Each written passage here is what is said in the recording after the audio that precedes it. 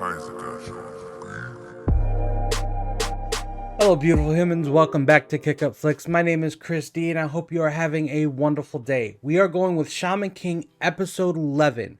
From continuing with this, Ren has just come up to his house, pretty much, or his kingdom, whatever you want to call it, or his father's kingdom, and he starts off fighting this like horde of zombies. His father pops up out of nowhere. Look how big this man is. I mean, seriously, how do you just appear out of nowhere and not even be known that you're actually there?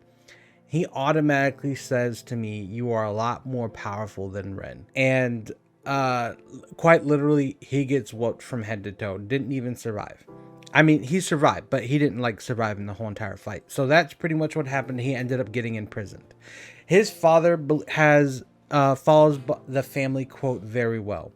And pretty much his family quote goes like this: one must never possess doubt, which is already following the Shaman King like rule in fighting, that the minute you start having doubt in your oversoul, no matter how powerful it is, automatically becomes weaker.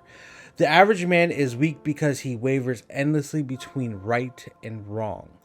So I can actually kind of see that if you're having doubt within yourself, or you don't know what direction to make, I don't necessarily take it for right and wrong, but let's say if you don't know what direction you want to go, or what road you should take, or where do you think you're going to go for success, I think at times that can make your choices a little bit weaker, and it could make faith in yourself a whole lot weaker at the same time. And then the victor is always righteous and the loser always wicked. I don't think that's a correct statement, but for their family it is. But if you want to take it as a fact, where's the Tao family now? They have lost. They have gotten beaten down. So does that not automatically make them wicked or wrong because they lost? How are they still fighting for righteousness, or consider themselves righteousness, when they should be fighting to be righteous? But in order for them to be righteous, that means that they have to beat anyone that has beaten them.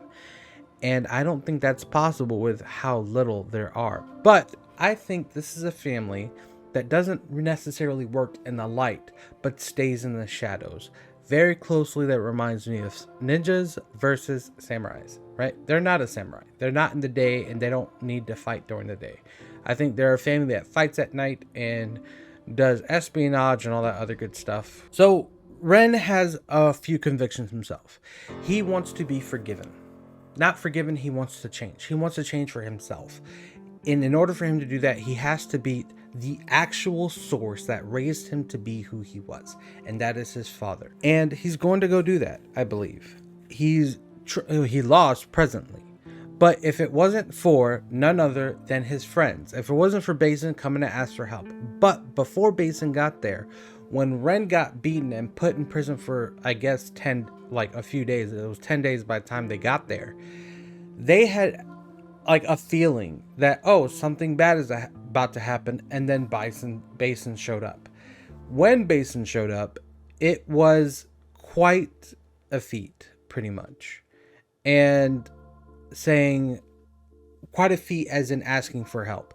So they ended up going there, and they run into this special team of 5 zombie corps that they're especially high grade made. They're meant to take over and really be anything. They're meant to be super strong, but apparently they're not that strong. But they did put up a really good fight. At the end, Ren and Yo, when Yo released Ren and June from their imprisonment, because June was in prison for at least 20 days, Ren for 10 again, and they decided to work together, and friendship will hold out. That Yo was enforcing into Ren the fact that friendship sometimes can help you get through things when you're having a hard time.